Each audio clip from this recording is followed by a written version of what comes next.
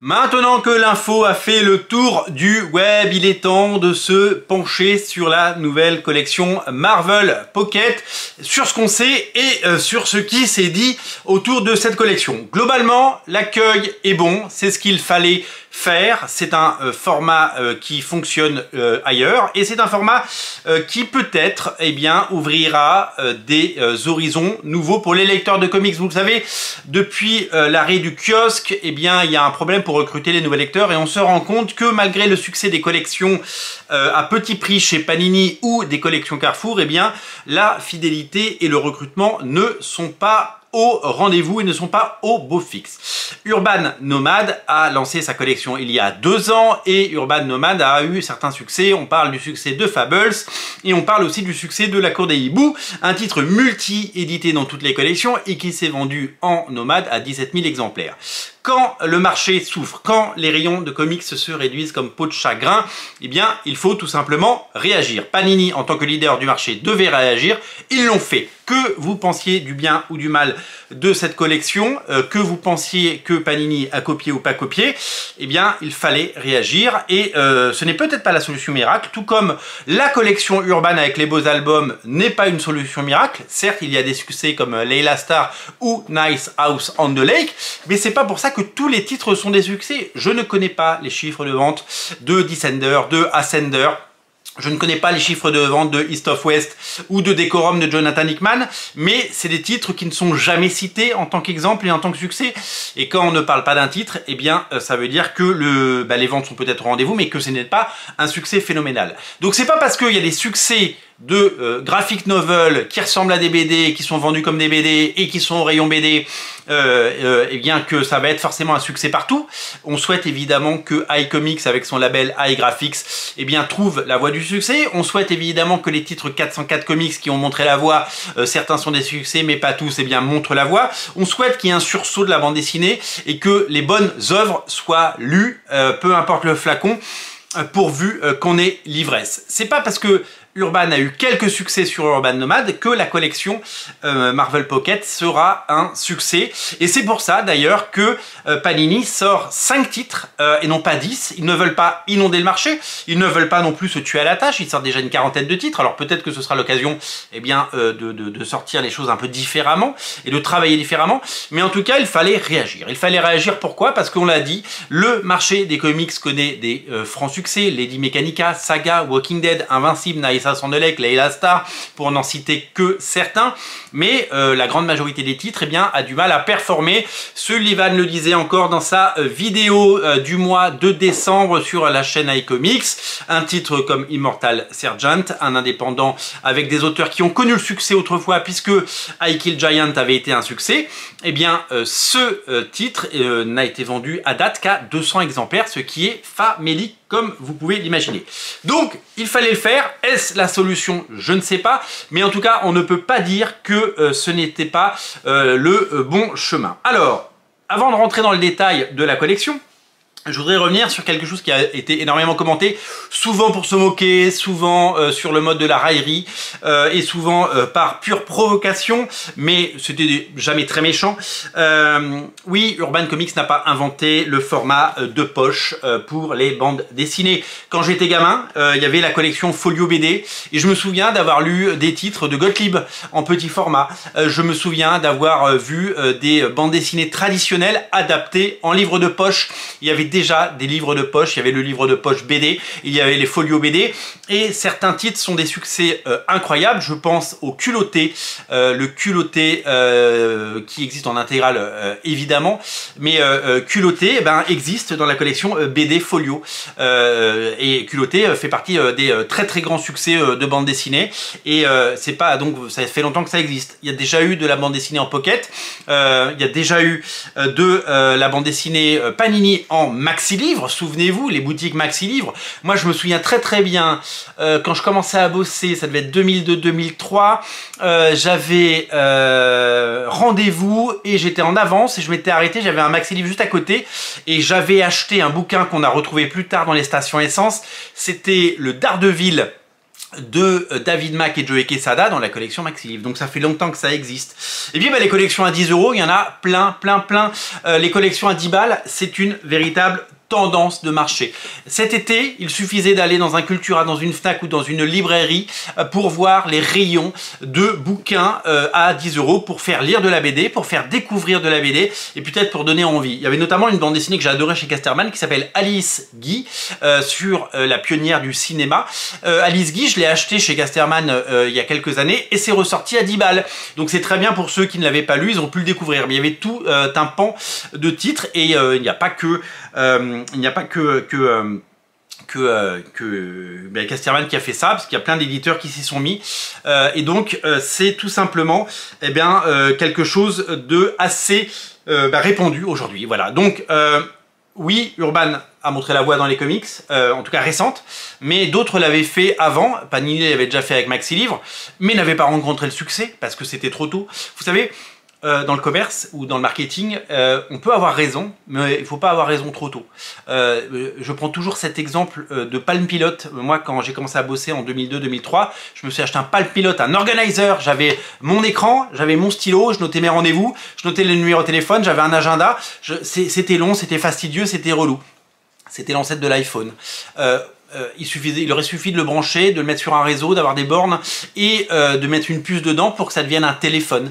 Eh bien, ils sont arrivés trop tôt, ces pilotes a disparu, l'iPhone aujourd'hui s'est imposé, et quand je dis iPhone, c'est les smartphones évidemment, puisque iPhone n'est plus leader du marché depuis bien longtemps, mais 2002 c'était trop tôt parce que la technologie où les gens n'étaient pas prêts à téléphoner avec ça. Et c'est pareil, si on sort un produit trop tôt, souvent il ne marche pas. On a essayé de nous vendre il y a quelques années des lunettes connectées, on n'en parle plus du tout aujourd'hui. Ça va revenir, c'est sûr que ça va revenir. Mais faut pas vendre un truc trop tôt parce que soit le public n'est pas prêt, soit le marché n'est pas mûr, ou soit tout simplement, vous savez qu'on est quand même un petit peu réticent au changement, hein, nous les Français, nous les Gaulois réfractaires, la plupart du temps, il faut arriver au bon moment et il faut que la chance évidemment s'empare de là. Urban a eu la bonne idée de lancer ça il y a 2 ans, contre vents et marées. C'est une collection évidemment qui a trouvé son public. Ils ont sorti au moins une 50aine de titres à date, pour pas dire 60, puisqu'il y en a qui arrivent en janvier. Tous n'ont pas marché, c'est sûr, il y aura toujours de la casse. Mais l'avantage d'un grand groupe comme Urban, c'est qu'ils peuvent soutenir ce type de collection. C'était pas un one-shot, c'est une collection et c'est un rendez-vous pour que les gens viennent et reviennent en librairie. Et ça, c'est super important parce qu'il faut, il n'y a qu'un grand groupe qui pourra faire ça. C'est pas un indépendant qui va pouvoir sortir des comics à petit prix. Il faut vraiment s'inscrire dans la durée et il faut évidemment changer les comportements parce que c'est ça. Quand on veut instaurer quelque chose, créer une mode et créer un marché, il faut du temps parce que ça ne se passe pas en 2 mois. Les gens ne vont pas forcément en librairie toutes les semaines, ils peuvent y aller qu'une fois de temps en temps et quand ils y vont une fois de temps en temps, ils seront ravis de voir qu'il y a des nouveautés sur ce totem. Est-ce que Panini jouera la carte évidemment de la PLV et du totem? Ça, je n'ai pas l'information, mais j'essaierai d'aller la poser bien entendu. Donc non, Urban n'a pas inventé ça, mais Urban a eu évidemment l'intelligence de sortir tout cela et de le proposer. Évidemment que les librairies le proposent, évidemment que les librairies indépendantes le proposent, mais d'expérience, parce que j'ai quand même une petite expérience dans le monde de la librairie, et on en a vendu à l'époque du Urban Nomade, et que c'était très bien, parce que les gens qui achètent beaucoup de BD, beaucoup de comics, sont contents de pouvoir en acheter certaines en plus petit format et à petit prix, mais la plupart des clients qui sont collectionneurs et amateurs depuis longtemps, soit ils ont déjà les albums, soit ils préfèrent attendre pour s'acheter le bel album cartonné, donc il y a tous les comportements qui existent, bien entendu. Faut jamais oublier que ces collections, elles sont avant tout faites pour la grande distribution. Elles sont faites pour Carrefour, elles sont faites pour Auchan, elles sont faites pour Leclerc et elles sont faites pour faire des magnifiques têtes de gondole avec des PLV habillés aux couleurs de la collection pour pouvoir donner envie aux gens d'en acheter un ou plusieurs, bien entendu. Et c'est là que les 17 000 exemplaires de Batman la Cour des Hiboux se sont vendus. Ce ne sont pas dans les librairies traditionnelles de quartier et ce ne sont pas dans les boutiques de comics où les gens on en a vendu, encore une fois, mais c'est pas là que les 17 000 exemplaires se sont vendus, c'est ce que je voulais exprimer. Donc, maintenant que nous on a dit ça, je pense que c'était important de rappeler que c'était une tendance. une tendance et que je vous le dis, maxi livres, les folios BD, les livres de poche, eh bien ont toujours existé en BD et ça a toujours un format qui a existé, qui a été un peu à la mode et puis qui est tombé en désuétude, et c'est très important de réfléchir à tout ça. Alors Marvel Pocket, on en parle. Marvel Pocket, on en parle. 5 titres sont prévus pour la première vague. Ça démarre le 3 avril et il y aura 4 vagues dans l'année. Ça veut dire qu'on aura 20 comics, on aura 20 comics. Les comics seront de ce format. Ce format, c'est la collection Next Gen. C'est la collection qui a proposé notamment Miles Morales. Donc c'est un peu plus grand en taille qu'un Urban Nomad, comme on l'a dit. Et ce sera plus épais, parce que ce seront des albums entre 208 pages pour les petits et 360 pages. 360 pages, c'est en gros la taille d'un Deluxe. Donc voilà, ça fait 360 pages. Ça peut faire un petit peu moins, ça peut faire 296 pages, ça dépend évidemment du nombre d'épisodes et est-ce qu'il y a des épisodes doublés, est-ce qu'il y a des bonus, etc.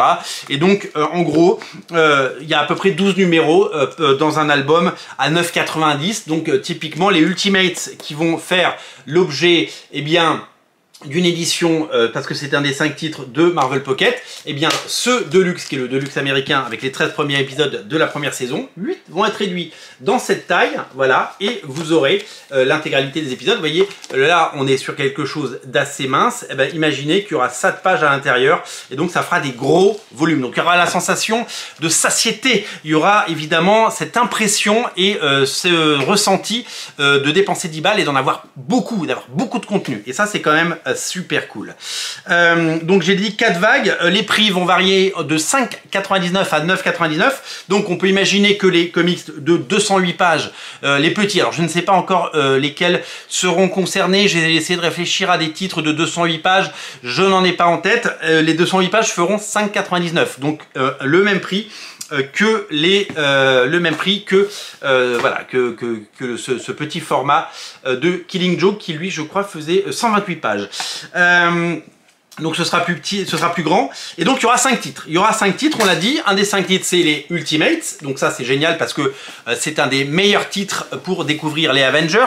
Je le dis toujours, pour découvrir les Avengers, pour découvrir les X-Men et pour découvrir Spider-Man, la meilleure façon, c'est de lire Ultimate Spider-Man, Ultimate X-Men et les Ultimates. Il se trouve que aujourd'hui, eh bien, ces titres ne sont disponibles qu'en omnibus et que c'est un peu compliqué pour un nouvel lecteur de dire tiens, tu vas lire un omnibus d'abord. Tu vas te farcir 600, 700, 800 pages, tu vas dépenser 70, 80, 90 euros. Non, c'est pas comme ça qu'on séduit un nouveau lecteur et c'est pour ça que cette collection, évidemment, aura de l'intérêt et aura de la pertinence. Donc, nous allons retrouver les Ultimates parce que c'est la meilleure porte d'entrée possible pour découvrir les Avengers, surtout si vous les connaissez à travers le cinéma. Donc, c'est sorti en omnibus récemment et avec cette couverture et ça ressortira donc dans cette collection. Donc, il y aura au moins 2 tomes puisqu'il y aura Ultimates 2 à la suite et peut-être que nous aurons un 3e tome avec les Ultimates 3 et donc Ultimatum. On verra évidemment si le succès est au rendez-vous. Ultimate Spider-Man va faire également l'objet d'une édition. Ultimate Spider-Man, c'est le plus gros succès pour des omnibus en France. 8500 exemplaires vendus sur tout le territoire. Et donc un véritable plébiscite pour une série qui est absolument parfaite pour les nouveaux lecteurs. Et on se demande comment elle n'a pas été disponible depuis 20 ans et pourquoi elle n'a pas été disponible pendant longtemps alors qu'elle aurait pu l'être et alors qu'elle aurait dû l'être. Donc du coup ça va être corrigé et non seulement vous allez pouvoir acheter le tome 1 mais vous allez pouvoir acheter le tome 2 directement si ça vous dit, et puis il y aura certainement dans la 2e vague le tome 3 et il y aura certainement un tome dans chaque vague. A priori selon ce que nous dit Panini sur Facebook, eh bien nous serons sur 11 tomes. 11 tomes, donc ça va rééditer l'intégrale de ce qui est sorti en omnibus dans 11 tomes, donc équivalent de 11 Deluxe, 11 de Deluxe. Alors il y avait eu 12 Deluxe à l'époque, je ne sais pas trop comment tout ça va s'articuler, on le découvrira, mais c'est aussi une des nouveautés chez Panini, c'est qu'on nous annonce dès le départ combien il y aura de tomes, c'est-à-dire que vous vous engagez sur 11 tomes, voilà, il y aura 11 tomes sur 2 ans ou 3 ans, et ça va vous coûter 10 balles à chaque fois, voilà, c'est ça l'enjeu. Donc cette série, eh bien, elle est essentielle parce que si vous aimez Spider-Man, et si vous avez vu Spider-Man avec vos enfants, et si vous avez envie de lire du Spider-Man, et enfin découvrir cette série sans vous ruiner, eh bien vous allez pouvoir la débuter évidemment à coût de 10 balles par 10 balles. Et donc il y a 2 tomes qui sortent au mois de d'avril, le 3 avril. Donc 2 tomes d'Ultimate Spider-Man, un tome de Ultimate, un tome de The Boys, puisque The Boys, suite au succès de la série, eh bien, n'existe quasiment plus qu'en omnibus en France. Et donc là, c'est l'occasion de redécouvrir l'équivalent des Deluxe sortis il y a bien longtemps, mais bah, donc dans ce format, dans cette taille. Et vous allez donc pouvoir redécouvrir The Boys, et c'est une bonne idée, puisque vu le succès de la série, je pense que c'est plutôt malin de la part de Panini d'attaquer sur cette série. L'autre série, elle est drivée évidemment par la promesse d'avoir un film Avengers versus X-Men dans les prochaines années, puisque Avengers versus X-Men va faire l'objet, moi j'ai le Deluxe en version originale, en version française, pardon, je l'avais en version originale avant. Cette série a plusieurs qualités. D'abord, c'est un affrontement entre des personnages iconiques. Et puis, il y a du dessin absolument fabuleux, notamment signé par Olivier Coipel. Et vous allez donc en prendre plein les mirettes. C'est du assez haut de gamme. Alors, je ne sais pas si vous allez tout comprendre si vous n'avez jamais rien lu avant, mais la promesse d'avoir une rencontre, en tout cas un gros titre, en tout cas une marque Avengers versus X-Men, eh bien ça risque évidemment de faire plaisir et ça risque de faire parler. Alors, ce qui va se passer, c'est que comme il y a des unitaires comme ça et que à côté il y a des séries au long cours comme Ultimate Spider-Man, chaque nouvelle vague permettra de suivre et poursuivre eh bien, les séries débutées et pourra également proposer d'autres choses. Évidemment, on se dit que on rêve d'un Ultimate X-Men et d'un traitement de la sorte pour Ultimate X-Men. Ce serait fabuleux de faire en sorte que eh bien, ces volumes ressortent. Pourquoi pas Ultimate Fantastic Four également dans un avenir proche. Et pourquoi pas des très bonnes séries récentes. Pourquoi pas de très belles rééditions. On peut imaginer que Panini va aller puiser dans tout le panthéon des choses qui ont marché, que ce soit sur des personnages populaires comme Daredevil, ou bien évidemment du Spider-Man, ou eh bien tout type de séries qui auraient pu marquer les esprits. Voilà. Alors, pour répondre à une dernière question, on m'a également énormément sollicité sur donc la rumeur d'une collection Hachette de l'univers Ultimate qui est en test dans plusieurs régions. Vous le savez, le Hachette Collection teste régulièrement dans des villes ou des régions ou dans des départements et bien des collections. Si le taux d'abonnement est bon, et bien ils extrapolent et ils se disent que ça peut marcher, qu'ils peuvent en vendre 100 000. Il y a déjà eu beaucoup de collections, des francs succès, il y a eu du Conan, il y a eu du Marvel, il y a eu plein de choses. Et là, la gamme Ultimate, pas que Ultimate Spider-Man, est testée actuellement. On n'a pas les résultats du test, il peut se passer plusieurs mois entre le test et le lancement.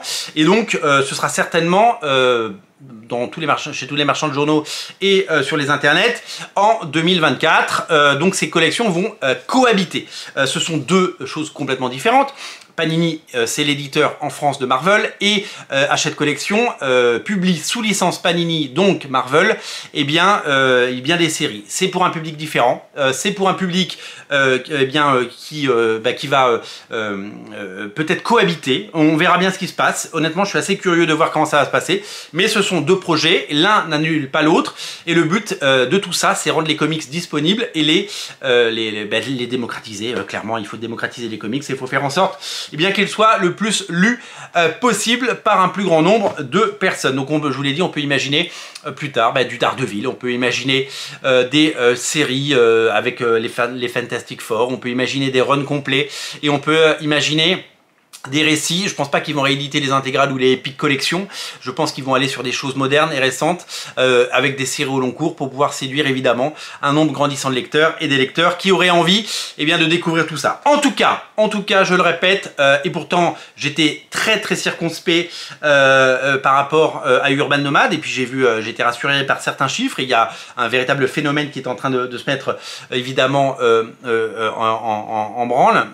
C'est tout simplement en fait même DC Comics aux États-Unis va adapter les Urban Nomades. Donc tout le monde est à la recherche de solutions et tout le monde va vers les mêmes directions, des prix plus petits et une cohérence de collection et d'édition pour pouvoir essayer de séduire un public fidèle et relancer les comics. Alors les comics, il faudra aussi les relancer avec évidemment un nouvel élan de créativité et avec des nouvelles nouveautés, mais ça c'est un autre débat. L'idée, elle est évidemment, vous le savez, de faire en sorte que bien, le fond vive et que les comics ne disparaissent pas des rayons, puisque c'est une véritable menace, vous le savez.